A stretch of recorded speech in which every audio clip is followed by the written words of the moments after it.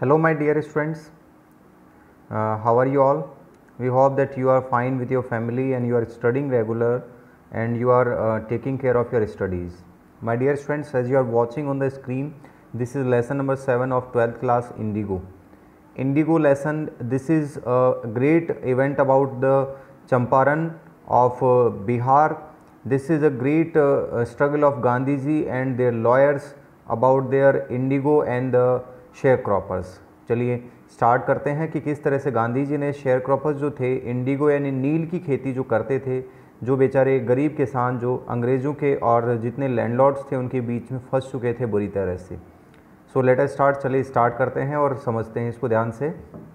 When I first visited Gandhi in 1942, मैं गांधी जी के पास जब पहली बार गया उनके आश्रम सेवाग्राम में सेंट्रल इंडिया में, तो उन्होंने कहा कि I will tell you how it happen, मैं बताता हूँ कि ये कैसे हुआ. आई डिसाइडेड, मैंने निर्णय कर लिया था कि डिपार्चर ऑफ द ब्रिटिश की जो जितने भी अंग्रेज़ थे उनसे वहाँ से चले जाने का निर्णय, उनसे निवेदन करने का निर्णय ले लिया था और ये बात है 1917 की. ठीक है, आगे बढ़ते हैं. ही हैड गॉन टू, देखिए, he had gone to December 1916 annual convention. Gandhi ji जो थे वो भारतीय राष्ट्रीय कांग्रेस के लखनऊ कन्वेंशन में गए हुए थे और वहाँ पर लगभग 2301 डेलीगेट्स थे और बहुत सारे विजिटर्स भी थे. ड्यूरिंग देयर प्रोसीडिंग्स यानी कार्यवाही के दौरान गांधी जी रिकाउंट करते हैं कि peasant came up to me looking, एक गरीब किसान जो है केम टू मी, वो गरीब किसान मेरे पास आता है. गांधी जी ऐसा बताते हैं कि कोई जैसा दूसरा किसान भारत का है वैसा ही गरीब और इमेंशिएटेड मीन्स बहुत ही शोषित. And said I am Rajkumar Shukla, और वो आकर के बोलता है कि मैं राजकुमार शुक्ला हूँ. आई एम फ्रॉम चंपारण, मैं चंपारण से आया हूँ. And I want you to come to my district, और मैं चाहता हूँ कि आप मेरे डिस्ट्रिक्ट में आएँ. गांधी जी ने कभी भी इस जगह के बारे में नहीं सुना था. ये हिमालय की पहाड़ियों में बसा हुआ जगह था और वो बताता है कि ये नेपाल राज्य के नज़दीक स्थित था. आगे देखिए. अंडर एन एंशियंट अरेंजमेंट, पुरानी व्यवस्था के अनुसार चंपारण जो था ना, वहाँ के किसान जो थे ना वो शेयर क्रॉपर्स थे, मीन्स काश्तकार थे. राजकुमार शुक्ला भी उनमें से एक था और वो अनपढ़ था और लेकिन दृढ़ निश्चय था, रेजुलेट था. He had come to Congress session, वो कांग्रेस सेशन में शिकायत करने के लिए आया था कि लैंडलॉर्ड सिस्टम में बिहार में इनजस्टिस यानी अन्याय हो रहा है. और किसी ने उस राजकुमार शुक्ला से कहा था कि आप गांधी जी से बात करिए, गांधी जी समस्या का समाधान कर सकते हैं. गांधी टोल्ड शुक्ला, गांधी जी ने शुक्ला को कहा कि उनके कानपुर और इस तरह से अलग अलग जगह पर उन्होंने भारत में जाने का कमिटमेंट दे रखा है. लेकिन शुक्ला बहुत दृढ़ निश्चय था, वो हर जगह पर गया साथ साथ. Then Gandhi return to his ashram near Ahmedabad, फिर गांधी जी जो है वो अपने आश्रम में लौट गए अहमदाबाद. शुक्ला वहाँ भी उनके पीछे पीछे गया और हफ्तों तक उन्होंने गांधी जी का साथ नहीं छोड़ा. राजकुमार शुक्ला जो हैं वो निवेदन करते हैं कि प्लीज़ कृपया गांधी जी आप एक तारीख मुझे दे दीजिए. उस शेयरक्रॉपर की दृढ़ निश्चय से प्रभावित होकर के गांधी जी बोलते हैं कि I have to be Calcutta in such and such. वो बोलते हैं कि गांधी जी राजकुमार शुक्ला को बताते हैं कि मैं फलानी डेट को कलकत्ता में आऊँगा और कम एंड मीट मी, और आना और मुझे ले जाना वहाँ से.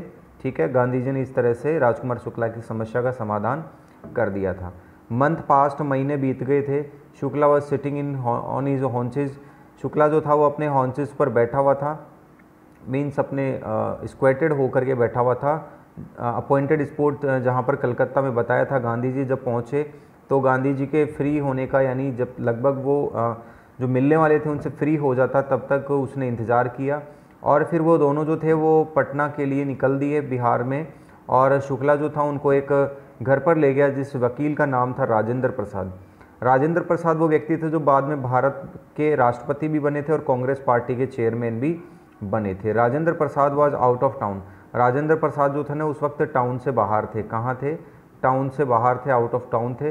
But the servant knew Shukla as a poor human, लेकिन सर्वेंट जो था वो जानता था Shukla as a poor human, कि नौकर उनका राजेंद्र प्रसाद का जानता था कि ये जो राजकुमार शुक्ला है वो एक गरीब किसान है और वो बार बार पेस्टेड यानी परेशान करता था उनके मालिक को यानी राजेंद्र प्रसाद को इंडिगो की नील की खेती के कारण. इसलिए उसे वहाँ पर रहने दिया विथ हिज कंपेनियन. लेकिन गांधी जी को उनके नौकर नहीं जानते थे, इसलिए उनके नौकरों ने उसे दूसरा किसान मान लिया. But Gandhi was not permitted to draw water from the well. लेकिन गांधी जी को यहाँ पर पानी निकालने की अनुमति नहीं दी गई, क्योंकि उनकी जो कुछ पानी की बूंदें थीं, बाल्टी से कुछ पानी की बूंदें गिरती तो वो पूरे कुएँ को यानी पानी के उस सोर्सेज को पूरे को गंदा कर सकती थी। उन नौकरों को कैसे समझाया जाए कि गांधी जी एक अनटचेबल नहीं थे बिल्कुल भी। Gandhi decided to go first to Muzaffarpur. Gandhi ji ने सबसे पहले मुजफ्फरपुर जाने का निर्णय लिया, क्योंकि वो चंपारण के रूट पर ही पड़ता था। वो ज़्यादा से ज़्यादा इन्फॉर्मेशन अचीव करना चाहते थे बच्चों। गांधी जी को जो शुक्ला के द्वारा इन्फॉर्मेशन पूरी नहीं मिली थी, वो पूरी इन्फॉर्मेशन लेना चाहते थे। और उन्होंने एक टेलीग्राम जो है प्रोफेसर JB कृपलानी को भेजा of the arts college in Muzaffarpur की प्रोफेसर JB कृपलानी को उन्होंने क्या भेजा, एक तार भेजा। उनसे वो कहाँ पर मिले थे, टैगोर के शांति निकेतन स्कूल में मिले थे। और ट्रेन जो थी ना वो मिडनाइट पहुंची, 15 अप्रैल 1917 को वो ट्रेन पहुंची थी। कृपलानी जो थे वो was waiting at the station. Kripalani जो थे वो स्टेशन पर इंतज़ार कर रहे थे, large body of the students, बहुत सारे स्टूडेंट्स के साथ। गांधी जी वहाँ पर 2 दिन तक रुके और प्रोफेसर के मलकानी एक टीचर थी घर पर।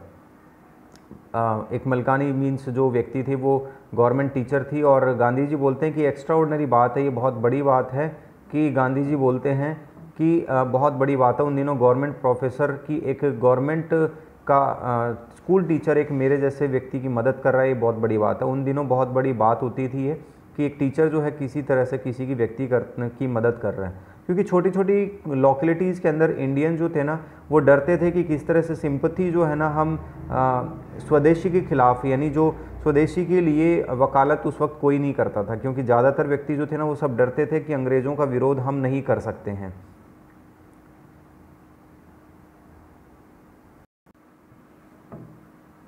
तो बच्चों देखिए, the news of the Gandhi's advent, Gandhi ji के जो कार्य थे और उनका जो मिशन था वो पूरी तरह से तुरंत मुजफ्फरपुर और चंपारण में फैल गया था।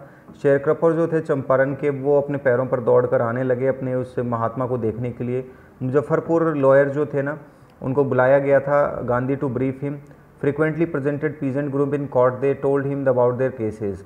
और फ्रिक्वेंटली रिप्रेजेंटेड बहुत सारे किसानों का ग्रुप जो था ना वो आ गया था और बहुत सारी समस्याएं जो थी ना वो बताई गई। और गांधी जी ने पूछा कि किस तरह से कि आप किसानों से क्या क्या फ़ीस ले रहे हैं, क्योंकि उनके कोर्ट में केस चल रहे हैं, तो लोकल जो वकील हैं वही उनका केस लड़ रहे होंगे, तो आप कितनी फ़ीस उनसे लेते हैं किसानों से। ठीक है, गांधी जी ने chided means that lawyers for collecting big fee, कि जो बड़ी फ़ीस जो आप ले रहे थे उन शेयर क्रॉपर से, उनसे ज़्यादा फ़ीस लेने के कारण डाटा। तो गांधी जी आगे बोलते हैं कि मैं एक ऐसे कंक्लूजन पर पहुंचा हूं, we should stop going to law court, कि हमें लॉ कोर्ट जो है ना वहां पर जाना बंद कर देना चाहिए। लॉ कोर्ट हमें नहीं जाना चाहिए, क्योंकि वहां पर इस तरह से छोटे छोटे केसेस को ले जाना बहुत बड़ी बात हो, कोई फ़ायदा वहां पर होने वाला है नहीं, क्योंकि किसान जो है ऑलरेडी बहुत परेशान है बेचारे और डरे हुए हैं। लॉ कोर्ट जो है ना वो यूजलेस हैं, इसलिए सबसे बड़ी राहत तो हम इन किसानों को वो देंगे कि ये सबसे पहले इनको हम किसी भी तरह के फियर से यानी डर से आज़ादी हम दिला सकें। Most of the arable land, ज़्यादातर जो लैंड थी जो कृषि योग्य जो खेती थी चंपारण की, वो इनटू लार्ज स्टेट, बड़ी बड़ी स्टेट मीन्स संपत्तियों के अंदर डिवाइड की हुई थी, और जिनके मालिक अंग्रेज़ ही होते थे, और उनके ऊपर जो काम करवाने का जो आदेश देते थे वो जमींदार देते थे। मालिक जो थे वो अंग्रेज़ थे, और जमींदार साहूकार जो थे ना वही उस ज़मीन के उस पर काम करवाने के लिए अधिकृत थे। और मेन जो कमर्शियल क्रॉप होनी थी वो इंडिगो थी, क्योंकि लैंडलॉर्ड जो मालिक जो थे वो जितने भी शेयर क्रॉपर्स थे उनको 15% वो देते थे, बाकी का जो किसान थे वो पूरी खेती को किराए के तौर पर छोड़ देते थे। ये एक लॉन्ग टर्म कॉन्ट्रैक्ट के थ्रू होता था, जो भी होता था वो एक लॉन्ग टर्म कॉन्ट्रैक्ट के थ्रू होता था, यानी छोटा कॉन्ट्रैक्ट नहीं होता था। यानी किसानों को समस्या कहाँ थी कि 15% ही वहाँ पर 15% केवल उन किसानों को पीजेंट्स को मिलती थी, बाकी का उनको सरेंडर करना पड़ता था।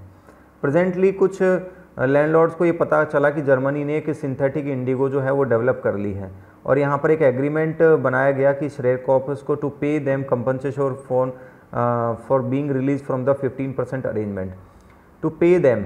अब यहाँ पर ध्यान से समझना कि जो जितने भी साहूकार जमींदार थे उन्होंने बोला कि वो जो कंपनसेशन उन्हें जितने भी काश्तकार हैं वो काश्तकार जो है 15% का जो ये अरेंजमेंट है इससे फ्री होने के लिए आपको क्या करना होगा, आपको अरेंजमेंट, इस फ्री होने के लिए आपको हमें पे करना होगा। मीन्स उन सारे काश्तकारों को अगर इस 15% की व्यवस्था से फ्री होना है तो उन जितने भी ज़मींदार हैं उनको पैसा देना पड़ेगा।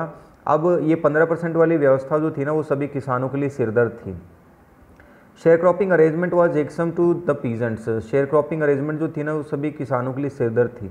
कईयों ने तो अपनी इच्छा से साइन कर दिए और कईयों ने विरोध किया तो लॉयर्स, वकील रख लिए गए और लैंडलॉर्ड हायर्ड ठग्स। यहाँ पर जो काश्तकार थे वो बोल रहे थे कि जितने भी लैंडलॉर्ड हैं उन्होंने ठग रख लिए हैं, हमारी बात नहीं मान रहे हैं। और सिंथेटिक इंडिगो की जो खबर जो थी, जब इलिटरेट जो अनपढ़ किसान थे उनके पास पहुंची तो वो अपनी मनी वापस मांगने लगे कि हमारी मनी वापस दो आप। ठीक है, at this point Gandhi ji जो है वो चंपारण पहुंचते हैं और चंपारण पहुंच करके वो फैक्ट्स के बारे में पता लगाते हैं। सबसे पहले वो जाते हैं secretary of British landlord association. Landlord association की सबसे पहले कहाँ जाते हैं वो, सेक्रेटरी से मिलने जाते हैं। सेक्रेटरी वहाँ पर उनको बोलते हैं कि वो इनको कोई इन्फॉर्मेशन नहीं दे सकते गांधी जी को, क्योंकि गांधी जी एक आउटसाइडर थे। गांधी जी ने जवाब दिया कि वो कोई भी आउटसाइडर नहीं थे, वो भारत के थे और भारत में किसी भी हिस्से में वो जाने के लिए आज़ाद हैं। ये था हमारा बच्चों पार्ट 1 और next Gandhi ji British official commissioner यहाँ से हम पढ़ेंगे पार्ट 2 में। Okay my dear students, thank you.